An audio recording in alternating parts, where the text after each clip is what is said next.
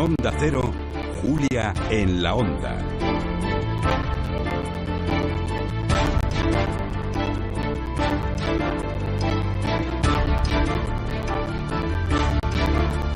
Son las 5:29, una hora menos en Canarias. La primera vez que hablamos con este joven que tenemos aquí sentado, con Alberto Garzón, creo que fue en su estreno como diputado en las Cortes, después de haber sido uno de los portavoces del 15M en Málaga. Hace de esto pues ni un año y medio, ¿no? Hace todavía, ¿qué va? Cuando volvemos ahora a saludarle, es diputado de Izquierda Unida y viene con un libro con un título incontestable que es La gran estafa. Alberto Garzón, buenas tardes. Muy buenas tardes. Se acaba de llamar Calleja hace un momento La gran esperanza blanca. Bueno, vamos a ver. Con una etiqueta así, uno se levanta todos los días con un peso enorme, ¿no?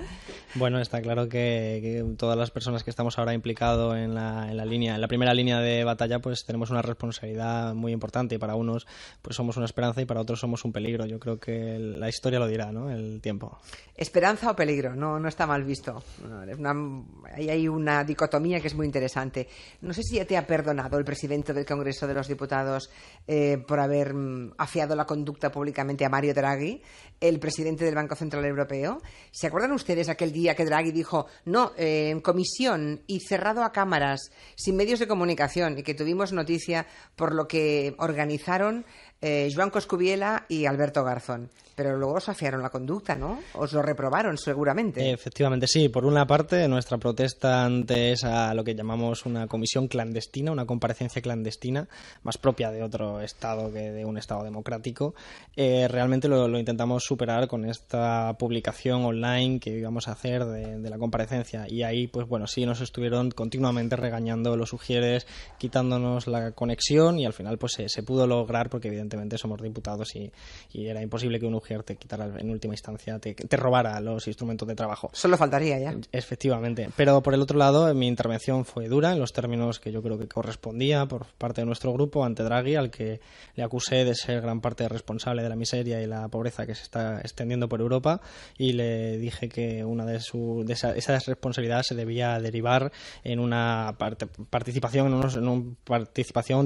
un tribunal y eso fue lo que al presidente del Congreso le molestó sobremanera, llamándome al comportamiento, llamándome la atención, pero luego en la cafetería inmediatamente al día siguiente se lo tomó como me dijo: ay Alberto, la que has liado, pero sencillamente es un hombre muy en este sentido sí que diría que es campechano, no como el otro.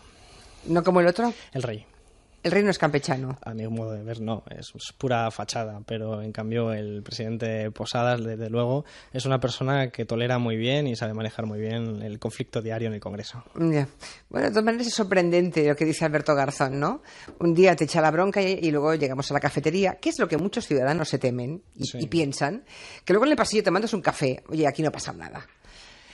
Claro, bueno, ha pasado mucho. Lo que pasa que se trata de un presidente muy particular. No hubiera ocurrido esto ni en modo alguno si en su lugar hubiera estado la vicepresidenta del Congreso, Celia Villalobos, que tiene un carácter profundamente más antipático. Hombre, tú como malagueño además la debes conocer bien. Bueno, no es una persona muy cercana, no es una persona que mantenga pero mucha simpatía. Pero la has tenido como alcaldesa mucho tiempo, ¿no? La hemos tenido como alcaldesa y en términos de elecciones nos enfrentamos. Lo que pasa que no quiso participar en el único debate que organizó la televisión pública y por lo tanto nunca ha tenido una proximidad real. Ya, bueno, un año y medio después, o casi un año y medio después, ¿cómo definirías tu experiencia en el Congreso de los Diputados? Porque de pronto has entrado en la política, ¿no? Sí, bueno, ya estaba en la política, lo que pasa que no en la política institucional, es decir, yo entiendo la política como mucho más allá de las instituciones. Eso está bien, sí señor. Ese quiebro que me acaba de hacer Alberto Garzón tiene toda la razón. Sí. Y si todos lo creyéramos, y es que yo creo que es fundamental. Mejor irían las cosas. Es fundamental, porque por ejemplo cuando se tacha de antipolítico al movimiento 15M se comete un grave error, porque el 15M es política, los movimientos sociales es política, todo es política. La plataforma todo aceptable es política. Hipoteca, efectivamente, pero política es las fórmulas que encontramos para organizarnos como sociedad, y cuando la plataforma propone acabar con los desahucios es una forma de organizarnos como sociedad mucho más digna que la que estamos hablando en las instituciones. Entonces, cuando yo entré en las instituciones, en este Parlamento, pues sí, no voy a decir que me haya encontrado con ninguna sorpresa, no era una persona ingenua, iba a un escenario de mayoría absoluta del Partido Popular en un grupo minoritario como es Izquierda Plural, aunque mucho más fortalecido que en otras legislaturas, y finalmente pues ha sido una situación enriquecedora enriquecedora desde el punto de vista personal, político, pero sobre todo en la mayor parte de la acción, hay que reconocerlo, la estamos haciendo en la calle, porque es allí donde estamos haciendo la presión suficiente para marcar agenda. Es decir, hemos dejado, gracias a acciones, entre ellas la de la plataforma de afecto a la hipoteca, de dejar de hablar de la prima de riesgo y empezar a hablar del hambre, de los desahucios, de la miseria real, de la economía real. Y yo creo que eso se ha logrado no desde el Parlamento, se ha logrado evidentemente desde empujando la calle. desde fuera. Y nosotros desde dentro hemos utilizado eso como altavoz, por supuesto. O sea, te podrías haber quedado, digamos, rodeando el Congreso, y Bueno, has decidido entrar. Claro, porque yo creo que es un instrumento que hay que compatibilizar con el instrumento de la lucha en la calle y de la lucha sindical. Ese día, en el movimiento del 25S, del movimiento de rodea al Congreso, pues yo fui una de las personas que estuvo fuera y de hecho pues tuvimos incidentes de los cuales después ha derivado una denuncia ante el Tribunal Superior que nos han hecho a nosotros, a 3 diputados de Izquierda Unida, un sindicato policial. Es decir, ha habido ahí un enfrentamiento, pero que reflejaba que realmente compartimos ese fondo, que es que las instituciones actuales están sirviendo a unos intereses que no son los de la ciudadanía, sino unos intereses económicos que están más allá de las instituciones. Bueno, el libro de Alberto Garzón se llama La gran estafa, está publicado en Destino, y bueno, pues la tesis es que la crisis económica no es una cosa casual, es toda una estrategia ideológica que lo que pretende es cambiar el modelo de sociedad. Pues les está saliendo muy bien, ¿no?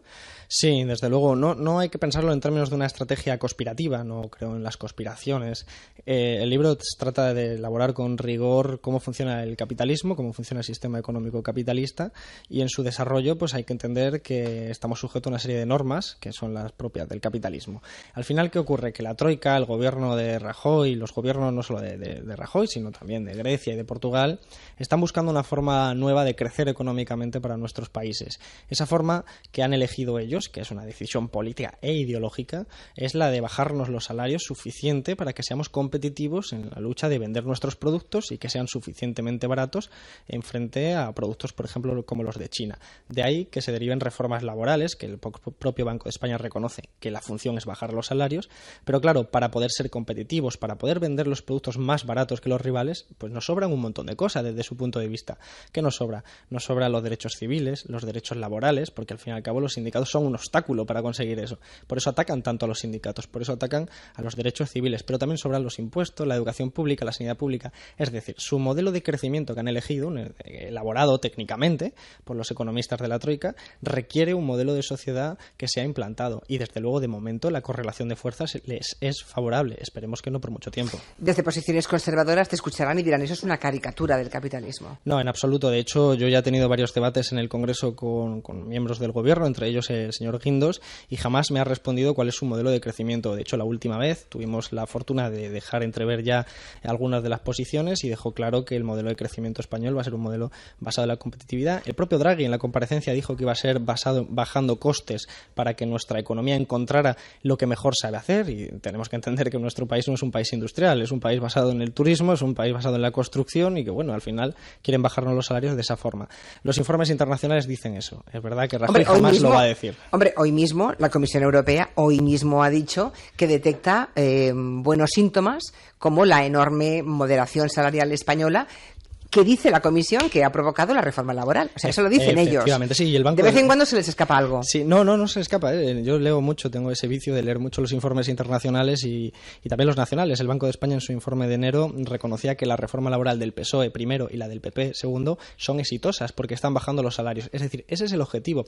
Lo que sí es cierto es que esto se va a encontrar si uno accede a leerlo ahí. Lo que no se puede esperar es que Rajoy lo diga, porque evidentemente tendría un coste político enorme, un reconocimiento y una sinceridad de ese tamaño. Pero la realidad está ahí, la realidad ellos la explicitan pues por ese cambio de modelo económico que implica un modelo de sociedad rupturista con lo que hemos entendido hasta ahora la democracia y el estado del bienestar. Oye, ¿qué consecuencias puede tener a medio plazo el aumento del déficit español? Porque en teoría estamos en el 6,7, pero no es verdad, estamos casi en el 10, porque los 40.000 millones prestados a la banca, a los bancos nacionalizados, antiguas cajas, es evidente que van a computar como déficit, aunque aparentemente ahora no se esté contando. Bueno, claro, recortan, pero aumenta el déficit porque nos imputan esos 40.000 millones de más. Claro, además es algo que la teoría económica predice perfectamente. ¿Qué va a pasar entonces? Es un déficit que cuenta, porque lo importante es lo que tienes que devolver, no lo que al gobierno le interese contar según sus intereses partidistas. Está claro que tenemos un déficit que tiene que contar el rescate bancario. Por lo tanto, es del 10,2 según la Comisión Europea. Punto. Ese es realmente los datos con los que hay que jugar, incluyendo el rescate bancario. ¿Qué va a pasar? Porque si se sigue recortando, se está recortando en salarios públicos, se está recortando en dinero que va a pagar impuestos, se está recortando en dinero que puede estimular la economía. Total, que al final lo que recortas por un lado, esto es algo que la teoría económica define muy bien, insisto, vas a dejar de entrar por el lado de los ingresos. Por eso se agrava la recesión. Por eso Grecia, que decía el Fondo Monetario Internacional en el 2010, decía, Grecia va a salir de la crisis en el 2012 si nos hace caso, va a salir con un 1% de crecimiento. Bien, ¿la realidad cuál ha sido? Que Grecia ha decrecido un 6% en el 2012. Es decir, los supuestos expertos son unos inútiles, hay que decirlo así, pero porque están basándose en teorías, en dogma, en fe y no en los datos reales. Pues bien, lo sorprendente de esto es que todavía no se dan cuenta y dicen, bueno, está fallando. La solución no es que cambiemos de receta, es que hay que aplicar la receta mucho más dura. Por eso nos encontramos hoy con la Comisión Europea diciendo, no está funcionando, así que vamos a subir más el IVA, vamos a reformar más el mercado de trabajo. Claro, porque el tema es que hay que devolver lo que debemos, ¿no? Bueno, pero no lo debemos todos. Es decir, de hecho, al inicio de la crisis, el Estado solo debía el 20% de la deuda total. Es decir, la deuda total, lo que nos expone al resto del mundo, era fundamentalmente privada. Es fundamentalmente, además, del sistema no financiero de las empresas vinculadas a la construcción. ¿Qué ha ocurrido? Que al quebrar todas estas se han pasado al sistema financiero. El sistema financiero se ha nacionalizado y nos lo hemos quedado nosotros.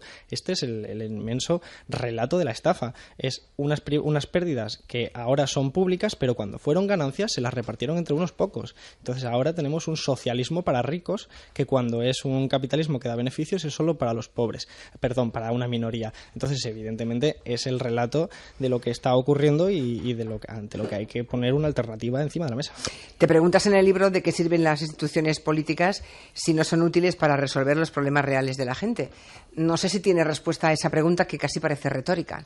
Bueno, está claro que necesitamos instituciones políticas, porque como hemos dicho antes, política es todo. Pero también está claro que no estas instituciones políticas. Nuestra Constitución tiene artículos maravillosos, como el artículo 128, son el producto de una correlación de fuerzas histórica en el 78, y tenemos un artículo como el 128 que dice que toda la riqueza del país debe estar subordinada al interés general. Bien, pues tenemos artículos maravillosos que no se aplican. ¿Por qué no se aplican? Porque se ha ido deconstituyendo el poder y se ha ido trasladando ese poder a instituciones supranacionales como la de la Unión Europea, la fracasada Constitución Europea, después el Tratado de Lisboa, el Tratado de Maastricht, el Pacto de Estabilidad y Crecimiento. Eso es lo que verdaderamente se aplica. Y claro, eso son instancias que no están al alcance de la mano de los ciudadanos. ¿Quién vota al presidente del Banco Central Europeo? Nadie. ¿Quién vota realmente a la Comisión Europea, al Consejo de Estado? Son instituciones... Al Fondo Monetario Internacional, nadie. Efectivamente. Es decir, la Troika, que es la que en definitiva está tomando las decisiones, es una institución antidemocrática, alejada de la ciudadanía. Entonces, si ellos son los que toman las decisiones, ¿qué está ocurriendo en nuestro sistema parlamentario? Pues que está desprovisto de instrumentos para ser eficaz. Y la ciudadanía no es tonta, se da cuenta de que para qué va a votar a uno o a otro si realmente después no son capaces, o por lo menos, está claro, no tienen voluntad de recuperar esos instrumentos para poner en marcha la ideología que llevan en su programa electoral. O sea que estamos un poco expuestos a que nos salga un Beppe Grillo. No sé qué opinas de este movimiento. Hombre, el espectáculo que dieron ayer intentando hacer una rueda de prensa, o esta mañana, que no era una rueda de prensa, conociéndose entre ellos, no sé si eso es lo... Bueno, es un dato que tenemos que tener para la reflexión. En toda Europa, y sobre todo en la periferia de Europa, lo que es la conocida como Europa del Sur, estamos sufriendo una crisis económica que se suma a la política y que genera un nivel de frustración enorme. Pero ese nivel de frustración se da en un colectivo muy heterogéneo. Gente que se define de izquierda, gente que se define de derecha, gente que considera que la crisis es culpa de los banqueros, otros de los inmigrantes. Hay un colectivo muy heterogéneo. Entonces, canalizar esa frustración ha sido lo que ha hecho con mucho éxito este partido, el Movimiento 5 Estrellas. Ha canalizado la frustración. La cuestión no es cómo la ha canalizado, porque al final... Eso es relativamente fácil. Sí, se han dado ciertas circunstancias. Este hombre era conocido, tiene una serie de circunstancias históricas y lo canaliza. La cuestión real es si detrás hay un proyecto político y económico de salida de la crisis. Es decir, ¿qué va a hacer cuando tenga que decidir con quién pacta o qué va a hacer cuando tenga que decir qué hacer con la sanidad, con la educación, qué va a hacer con los bancos, con el euro, con la Unión Europea, cuál es su proyecto económico, porque ahí es donde está el rigor. El resto puede ser retórica. El resto puede ser ¿Tiene retórica. respuesta? De momento nadie tiene respuesta. De momento, a mí, cero. voy a ser como lo del PP, a mí no me consta. A mí ese momento no me consta que tenga un proyecto político económico. Claro, mal asunto si sale un movimiento así. No pactamos con este, no investimos a ese otro, ya, pero ¿usted qué propone, no? Nada, de momento es la Claro, nada. de momento es esa situación reactiva de una ciudadanía que se está despertando con mucho cabreo de una situación claramente injusta sobre sus condiciones de vida, que la gente nos estamos dando cuenta de que cada vez se trabaja más tiempo por menos salario y que vivimos peor que las generaciones precedentes. Y eso, pues es una hay que canalizarlo. Por ejemplo, el 15M es una canalización también de eso, pero en otra forma, con otro sentido. Entonces, estamos viviendo fenómenos muy distintos. En Italia tenemos esto, en España tenemos 15M, movimientos sociales, ciertos partidos que canalizamos también esa frustración, pero Grecia, que vaya como 5 pasos por delante, ahí va yo. Pues tenemos una canalización mucho más peligrosa, que es el fascismo, porque tenemos un partido neonazi que tiene un 10% de los votos, que canaliza algo que es la frustración. O sea, por ejemplo, hay barrios en Grecia donde la policía no va, porque ha sido recortada también, no va, entonces cualquiera que quiera asaltar una tienda pues puede hacerlo impunemente. Entonces, ¿qué pasa? Que los fascistas se montan brigadas paramilitares para proteger a la ciudadanía. ¿Qué quiere decir esto? Que cuando el estado del bienestar retrocede, surgen las cucarachas. Y esto es lo que está ocurriendo en Grecia. Entonces, la ciudadanía asustada se apoya, incluso aunque sean culturalmente avanzados. Estamos hablando de que esto pasó en Alemania, que era el país que nos había dado los mejores pensadores de la Ilustración. Entonces, esto es un fenómeno que tenemos que aprender de la historia. Lo que ocurre es que me parece que la Troika y sus técnicos y tecnócratas no leen mucha historia. No, lo que pasa es que además Grecia es pequeñita y ante Grecia podía amenazar o amagar a Angela Merkel con expulsarles del euro. Con Italia no parece que se vaya a atrever. Italia ya hablamos de otras proporciones, ¿no? Claro, efectivamente. En PIB, en miembro del G8 y en población. Claro, efectivamente, y aquí además también con nosotros mismos somos y una España, economía claro, mucho más fuerte que lo que es Grecia, sobre todo porque aquí hay un nexo que es muy importante de señalar. La Merkel no es Merkel en sí, Merkel representa a alguien y no fundamentalmente a los trabajadores alemanes, sino al capital financiero alemán, a los bancos alemanes, que son los principales interesados en que nuestro sistema financiero no quiebre. En economía se dice una cosa muy interesante, se dice, si tú debes 1.000 euros a un banco, tienes un problema, pero si debes 1.000 millones de euros al banco, es el banco el que tiene el problema. Esta es la realidad. El sistema financiero español debe tanto dinero, debe en torno a 300.000 millones de dólares a los bancos, solo bancos alemanes y franceses, que si el sistema financiero español reconoce que está quebrado, quienes no van a cobrar son el sistema financiero alemán y francés. Y ese nexo es lo que hace que Alemania esté tan interesada en que determinadas economías como Grecia, España y Italia no caigan. Por cierto, cuando ves los estudios de opinión y lo que piensan de los grandes líderes políticos, casi nadie se fía de Rajoy, nadie se está fiando de Rubalcaba. Cuando ves los dos grandes partidos, PP y PSOE, que sumando fuerzas electorales, según los sondeos, ¿no?, electorales, ni de coña llegarían ya al 50%, ¿no?, cuando hasta ahora hubo un momento en que estaban sumando PP y PSOE en el 80%. Y se habla solamente de un par de fuerzas que van recogiendo un poco, sobre todo Izquierda Unida, la izquierda plural en la que estás, también UPyD, ¿no? El riesgo de que surja un movimiento populista, un BP Grillo, también existe en España. ¿O crees que la canalización que haga UPyD por un lado, pescando a derecha, izquierda y izquierda plural, claramente a la izquierda, será suficiente? Hombre, va a ser, cada país tiene sus circunstancias históricas que lo hacen singular. En el caso de UPyD sería el partido que más se asemeja al de Grillo, porque es un partido que en teoría política se le llama atrápalo todo, porque van tanto lado de izquierda, derechas, empresarios y trabajadores, digamos que intenta captarlo todo. En el caso de Izquierda Unida, Izquierda Plural, es un partido muy distinto, porque va más a la clase trabajadora, va más a un perfil sociológicamente de izquierdas. Entonces eso es distinto. No sé si es posible, desgraciadamente la historia nos dice que podría ser posible, ¿no?, que podría ser probable incluso, pero lo cierto es que el deterioro de los dos grandes partidos refleja una tendencia que se va sumando de que la ciudadanía reconoce ya en esos dos partidos, y hablo de los partidos, no hablo de la base social, ni del PSOE, ni del PP, o sea, ni de los votantes, mucho menos de las élites de esos partidos que han estado soportando este modelo que se ha venido abajo. Y entonces una economía se te cae en una semana, se te puede caer en un trimestre, pero después, cuando ya se profundiza profundiza tanto la crisis, entonces la ciudadanía se da cuenta de que ya no es solo una cuestión económica, se trata de que hay instrumentos que no están funcionando. Entonces se pone en entredicho también al sistema político tradicional. Entonces estamos, yo creo que todavía iniciando ese proceso de descrédito político. Y esto está ocurriendo a escala global. O sea, nada más que hay que ver a los países árabes que también están sufriendo un proceso muy parecido, que ya pasó en América Latina en los años 80, 90... Bueno, de hecho están aplicando las mismas recetas económicas en el sur de Europa que las que aplicaron a la América Latina. Ellos aún están levantando cabeza, pero veo que no aprendieron. O al revés, aprendieron mucho. No sé yo. Yo creo que están intentando completar lo que no pudieron hacer allí, porque allí fue ese proceso del Fondo Monetario Internacional, de recortes, planes de ajuste, fue interrumpido por movimientos populares. Además, cada país un modelo distinto.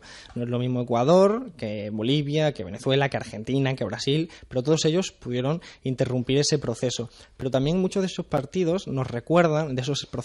nos recuerdan que allí los que han empezado a tomar un proceso de transformación son partidos o movimientos nuevos. Es decir, en Ecuador, en Venezuela, en Bolivia, eran sujetos políticos nuevos que rompían con lo anterior. De hecho, si uno observa la crisis argentina, tiene el famoso lema que se vayan todos, es casi clavado al no nos representan actual. Es decir, estamos repitiendo también la respuesta social, no solo las causas, sino también la respuesta social. Entonces, cada país tiene su singularidad y evidentemente no va a haber nada idéntico, pero hay que aprender de la historia para saber también por dónde nos vamos a mover. Izquierda Unida presentó una querella contra Bárcenas, también contra antiguos dirigentes del PP que figuran en los papeles de Bárcenas o presuntos papeles de Bárcenas como receptores de sobresueldos, las empresas que aparecen como donantes. ¿Qué consecuencias puede tener hacer oposición política desde los tribunales? Porque al final habéis optado por los tribunales en este caso. Sí, por los tribunales y por la vía parlamentaria. La primera consecuencia es espantosa, y es que el Partido Popular anuncia una querella contra nosotros. Esto es espantoso, porque no porque no la pueda hacer, es legítimo, sino porque se ha anticipado a la propia querella que ellos dicen van a presentar contra Bárcenas. ¿La vuestra ya está presentada, del PP o no? Según nos han dicho, la presenta esta semana, según nos han dicho. También es cierto que vamos a ponerlo. ¿De injurias o de injurias a la moral del partido, que no sé jurídicamente cómo se ancla eso, pero dice que a pesar de que nuestra querella va contra personas concretas, contra Bárcenas y contra una serie de personas concretas que deberían ser ellas las que nos criticaran, ¿no? En cualquier caso, nuestra querella es muy importante a mi juicio, porque no solo va contra estas personas, sino también contra las empresas constructoras. ¿Por qué? Porque cuando hay un proceso de corrupción hay dos partes, la parte pública y la parte privada. Ahí está la parte del que pone la mano para recibir el sobre y la parte que te da el sobre. Es decir, está el urdangarín y está la parte pública, está la parte privada y la parte pública. Y esto es muy importante. A veces se pregunta uno, ¿tiene sentido construir aeropuertos sin aviones? Y claro, la gente dice, ¿cómo va a tener sentido social construir aeropuertos sin aviones? Bien, al constructor le ha tenido sentido. Y si en ese proceso hubo sobres, también ha tenido sentido en una parte. Bueno, ese proceso es lo que la querella va al corazón de ese problema. Sí, porque estos se van de rositas, ¿eh? De esas empresas nadie habla. Claro, es que esa es la cuestión. Claro, claro. Se habla de que pone la mano, pero claro, exactamente. No del que ofrece el sobre, la tentación. Por eso creo que tiene tanta importancia la querella de Izquierda Unida, porque pone el foco en las dos partes, por igual. Y eso es algo que esperemos que la justicia pues sepa reconocer y funcione adecuadamente. Esperemos que no ocurra como en el proceso Gürtel, que de momento lo único que ha pagado ha sido el juez que lo investigaba. Entonces, esto que es inconcebible en cualquier país democrático, en nuestro país empieza a ser tradición. Y entonces vamos a ver si realmente podemos cambiar toda esta situación.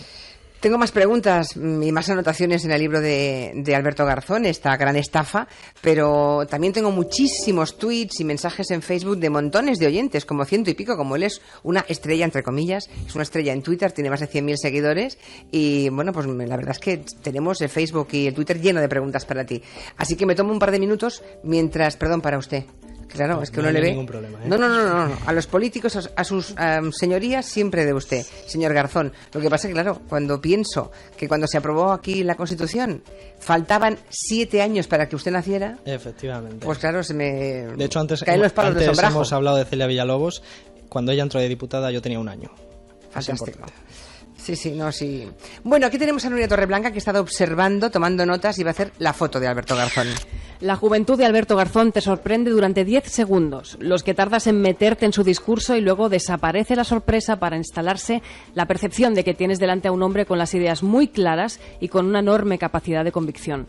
Ha entrado al estudio cargado con el abrigo, una mochila que por como ha caído diría yo que pesa mucho y un maletín en el que supongo que lleva un ordenador portátil porque ha demostrado que las tecnologías ayudan, cosa que ya dejó clara junto a Coscubiela el día que nos visitó Mario Draghi.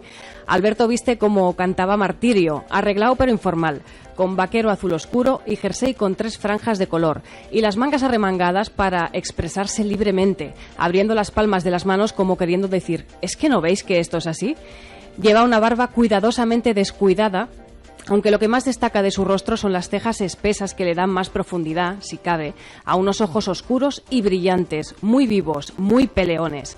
No nos sorprende, digo, lo de peleón, porque Alberto es de Logroño, y en este programa tenemos ejemplos de lo peleones que son los logroñeses, como Elisa Beni, sin ir más lejos. Motivos para pelear, desde luego, no le faltan. Bueno, señor Garzón, tengo aquí tantas preguntas. Por ejemplo, la primera, así muy rápidamente. ¿Hubiera usted entonces dejado caer la banca para no engordar la deuda española? No, yo creo que la alternativa era peor por las circunstancias en las que nos hemos encontrado, situaciones sobrevenidas, pero desde luego el rescate debería haber sido un rescate real, sin estas condiciones draconianas sobre la sanidad y la educación, porque al final era lo que era esta estafa. Entonces, rescatar la banca, pero con unas condiciones, entre ellas, podríamos enumerar muchísimas, pero entre ellas, por ejemplo, garantizar que esta banca siguiera siendo pública como un instrumento del Estado a favor del modelo productivo, del cambio de modelo productivo, de la financiación a pequeñas y medianas empresas. Rodrigo dice, como economista, ¿ve viable eliminar el desempleo aumentando los salarios con la productividad que tenemos? Bueno, evidentemente sería una medida claramente insuficiente, pero sí va en la buena medida. Es decir, nosotros tenemos un problema de demanda interna, la solución no es bajar los salarios, que eso es contraproducente, tenemos que elevar los salarios. Aquí hay que entender que no es elevar los salarios en sentido absoluto, sino disminuir el porcentaje que se llevan los beneficios e incrementar el de los salarios, fundamentalmente, evidentemente, en las grandes empresas. Pero todo esto sería inútil si no tuviéramos planes de estímulos financiados desde el Gobierno, planes de estímulos que han de ser financiados con una reforma fiscal progresiva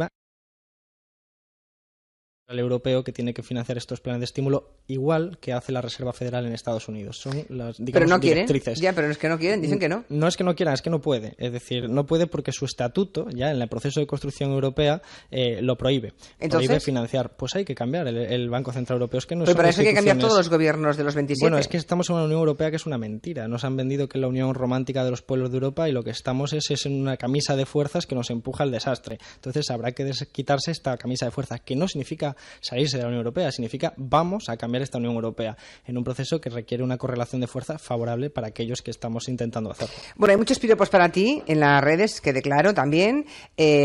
¿Cuánta falta hacías en la política española? Dice José Castilla. Nieves Rojas dice, ¿cuánta similitud veo entre Alberto Garzón y Clara Campoamor? Ánimo, con gente como tú podemos cambiar el sistema. Bueno, hay muchísimos piropos, pero no estamos aquí para leerte piropos, sino otras cosas, ¿no? Preguntas. ¿Te presentarás a candidato en unas generales? Pregunta Eva Gómez.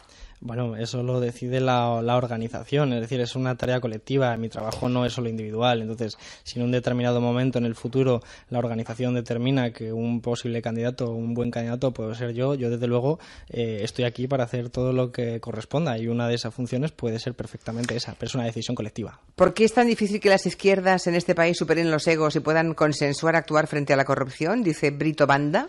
Y también otro más, Inesaridia, pregunta por qué no se llega a un pacto de izquierda como Syriza. Pues son las líneas. Creo que tenemos que abandonar ese complejo de la vida de Brian, de más organizaciones que personas. Creo que hay que abandonar el problema de los egos, que ese personalismo que no es bueno. Yo creo que hay que hablar de ideas y de ideología, pero no hay que confundir unir a las izquierdas con unir a los partidos de izquierda, porque es mucho más fácil unir a las personas de izquierda que unir a los partidos de izquierdas que están, por ejemplo, en el caso del Partido Socialista, claramente enfrentados a su propia base social, porque tienen una élite oligárquica que está impidiendo que la base social pueda utilizar ese instrumento para llevar a cabo las políticas que quieren. Entonces, es un proceso lento, pero evidentemente comparto la reflexión de fondo. Es que es lo que necesitamos y Syriza es un buen foco, digamos, de atención, como también lo fue, por ejemplo, Alternativa Galega en Galicia, que fue una buena organización que da muestras de que ese es el camino. Yo creo que por ahí tenemos que ir tirando, aunque sea un trabajo duro.